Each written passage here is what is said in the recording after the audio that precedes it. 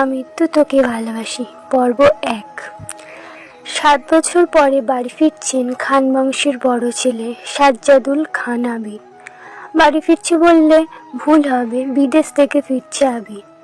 এই ৭ বছরে খান বাড়িতে ঘটে গেছে অনেক ঘটনা, যার সাথে সশরীরে যুক্ত নেই আবির, তবে আত্মিকভাবে প্রতিটা ঘটনায় জড়িয়ে আছে সে।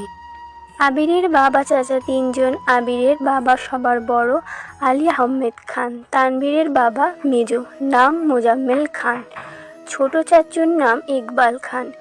আবির তার বাবা মায়ের একমাত্র ছেলে। মেজো চাচা মানে মোজাম্মেল খানের এক ছেলে এক মেয়ে।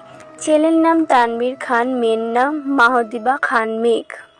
ছোট চাচার এক ছেলে এক মেয়ে, মিম আর আদি। এখনও তারা এলাকার যৌথ পরিবারগুলোর মধ্যে শ্রেষ্ঠ। বাড়ির সকলের প্রাণ যেন এক সুতোয় বাঁধা। ৫ ভাই বোনের মধ্যে আবির সকলের চোখের মণি। আবিরের জন্মের পর তার বাবা মা দ্বিতীয় সন্তান নেওয়ার চিন্তা করেননি।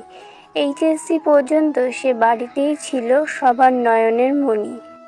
আবিরের চাঞ্চল্য মেতে থাকতো খানবাড়ি। আচমকা হঠাৎ যেন পরিবেশটা পাল্টে গিয়েছিল।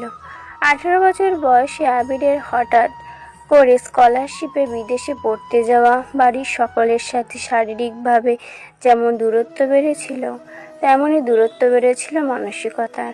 ৭ বছর পূর্বে আবিরের সাথে বর্তমান আবিরের আকাশ পাতাল পার্থক্য। দেখেও যেন চেনার উপায় নেই। ৬ ফুট লম্বা ছেলের গায়ের রং শ্যামলা, গাল ভর্তি চাপ দাড়ি, চুলের স্টাইল যেন নায়কের থেকে কম না। তার ফ্যাশন আর লুকে যে কোনো মেয়ে এক দেখাতেই প্রেমে পড়তে বাধ্য। প্লেনে বসে আবির অবলীলায় ভেবে যাচ্ছিল অতীতে ফেলে আসা স্মৃতিগুলো। সেই চাঞ্চল্যকর মুহূর্ত এখন স্মৃতির পাতায়। মাকে রেখে এসেছিল সেই যৌবনের প্রথম দিকে, যখন তার বয়স ছিল ১৮। সেই সময় মাই ছিল তার একমাত্র বন্ধু।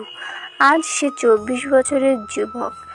এতগুলো বছর একটা দিনও বাদ যায়নি যে মার সাথে ফোনে কথা বলেনি সে। বাড়ির সকলের সাথে মোটামুটি কথা বলার চেষ্টা করেছে। ছোটবেলার স্মৃতিগুলো ভাবতে ভাবতে নিজের দেশে পৌঁছে গিয়েছে আবির। এয়ারপোর্টে আবিরের বাবা আলী আহমদ খান আর তানভীর দাঁড়িয়ে আছেন। তানভীর সম্পর্কে তার চাচাতো ভাই আর বয়সে ২ বছরের ছোট, কিন্তু দুজনের বেস্ট ফ্রেন্ড আর কলিজার বন্ধু। তানভীর আবিরকে দেখেই দৌড়ে এসে জড়িয়ে ধরল। এই ৭ বছর একবারও বাড়ি ফেরেনি আবির, তবে প্রতিনিয়ত কথা হয় তানভীর আবিরের। আবির তার আব্বুকে সালাম করে জড়িয়ে ধরে। তারপর বাড়ি ফিরে তিনজন। বাড়িতে হই হই রই রই ব্যাপার। তবে নাই বা কেন, বাড়ির বড় ছেলে এত বছর পর বাড়ি ফিরেছে। রান্নাঘরে বাহারি রকমের রান্নার ধুম পড়েছে মা চাচ্চিদের। হঠাৎ দরজায় আবিরকে দেখে সবার মধ্যে হইচই শুরু হয়ে গেছে। আবিরের আম্মু দৌড়ে এসে জড়িয়ে ধরেন ছেলেকে। আবেগাপুলত হয়ে মাকে জড়িয়ে ধরল আবির। মমতাময়ী মাকে সে ৭ বছর আগে ছুঁয়েছিল। আজ এত বছর পর মায়ের ছোঁয়া পেল আবির। মা চাচিদের সালাম করল। সোফায় বসিয়ে ছেলের একের পর এক শরবত নাস্তা দিতে ব্যস্ত সবাই। এরই মধ্যে উদয় হলো মিম আর আদির। মিমের বয়স ১৪, তার ছোট ভাই আদির বয়স ১০। আদির এই বাড়ির সবচেয়ে ছোট। আবির যখন দেশ ছেড়েছিল তখন আদির মাত্র ৩ বছর বয়স। ভিডিও কল দেখতে দেখতে ভাইকে সে এতটুকুই চেনে। দৌড়ে এসে জড়িয়ে ধরে ভাইকে। আবিরও জড়িয়ে ধরল আদিকে। মিমও আবিরের পাশে বসেছে। খোশ গল্প করছে সবাই মিলে। আদি জিজ্ঞাসা করছে, ভাইয়া আমার জন্য কি এনেছো? আবির যেই না উঠে যাবে, মা চাচিরা উঠতে দিচ্ছে না। আগে শরবত খাবি, তারপর উঠবি। আবির তানভীরের দিকে তাকিয়ে বলল, ওই লাগেজটা নিয়ে আয় তো। তানভীর একটা লাগেজ টান দিতে যাবে। আবির আচমকা বসা থেকে দাঁড়িয়ে, ওটা ছুবি না। তানভীর সহ বাড়ির সকলেই যেন অবাক হয়ে গেল। আবির আবার ঠান্ডা মাথায় বসলো। পাশের লাগেজটা নিয়ে আয়। তানভীরও তার কথা মতো লাগেজ নিয়ে আসলো। লাগেজ খুলে যে যার মতো জিনিস বের করছে আর জিজ্ঞেস করছে, এটা কার ওটা কার। আবির শরবত খেতে খেতে উত্তর দিচ্ছে।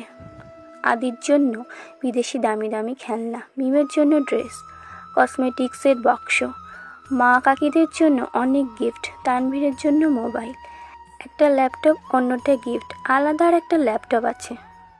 মিম জিজ্ঞেস করছে, ভাইয়া এই ল্যাপটপটা কি তোমার? আবির উত্তর দেয়, না, এটা মেঘের। মেঘের মা হালিমা খান জিজ্ঞেস করলেন, মেঘের ল্যাপটপের কি দরকার বাবা? আবির, ওর তো এইচএসসি পরীক্ষা শেষ, সামনে অ্যাডমিশন টেস্ট আছে, অনেক কিছু জানার বা পড়ার দরকার আছে, মোবাইল দেখে পড়ার থেকে ল্যাপটপে সুবিধা হবে, তাই নিয়ে আসলাম। মিম, আমার জন্য নিয়ে আসতো একটা। আবির অবলীলায় হেসে উত্তর দেয়, তোর 18 বছর বয়স হলে তোকেও কিনে দেব, চিন্তা করিস না। মিম খুশিতে গদগদ হয়ে বলে, ধন্যবাদ ভাইয়া।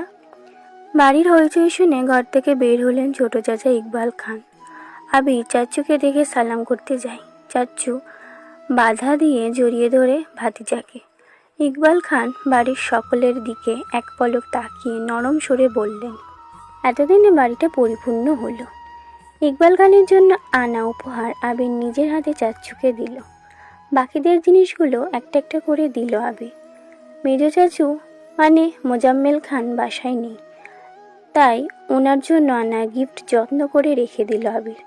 লাগেজটা পড়ে আছে, একটা বাক্স যেটা র্যাপিং পেপারে মোড়ানো, আর একটা শপিং ব্যাগ। আদি জিজ্ঞেস করলো, ভাইয়া এটা কার? আবির ল্যাপটপের পাশে বাক্স আর শপিং ব্যাগটা রেখে উত্তর করলো, এগুলো মেঘকে দিয়ে দিও, আমি রুমে যাচ্ছি। ইকবাল খান এক পলকে সবার দিকে তাকিয়ে জিজ্ঞেস করলো, মেঘ কোথায়? হালিমা খান উত্তর দিলেন, ও তো কোচিংয়ে গেছে, এতক্ষণে চলে আসার কথা। আবির পাখি 2টা লাগেজ নিয়ে উঠতে যাচ্ছিল, হঠাৎ পেছন ফিরে মায়ের দিকে তাকিয়ে প্রশ্ন করলো, আমি কোন রুমে থাকবো? ছেলের এমন প্রশ্নের জন্য মা মাহিয়া খান হতভম্ব হয়ে পড়লেন। তৎক্ষণাৎ স্বাভাবিক হয়ে উত্তর করলেন, তোর রুম তোরই আছে, আজ সকালেই পরিষ্কার করা হয়েছে।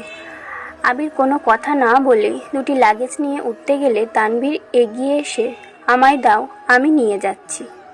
আবির একটা লাগেজ তানভীরের দিকে এগিয়ে দেয়, নিজে আর একটা লাগেজ সযত্নে নিয়ে সিঁড়ির দিকে উঠতে থাকে। ততক্ষণে দরজায় এসে উপস্থিত হয় এই বাড়ির বড় মেয়ে মাহদিবা খান মেঘ। মিম মেঘকে দেখে দৌড়ে এসে পড়ে, আপু আপু, আবির ভাই এসেছে।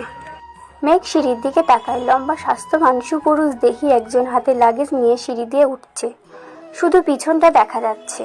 মেঘ ভিতরে ঢুকে সবার হাতে গিফট দেখে, এদিক ওদিক তাকায়। ততক্ষণে আবির নিজের রুমে চলে গিয়েছে। মেঘ মা হালিমা খান মেয়ের দিকে এগিয়ে এসে বলেন, তোর জন্য গিফট এনেছে। মেঘ তাকিয়ে বলে,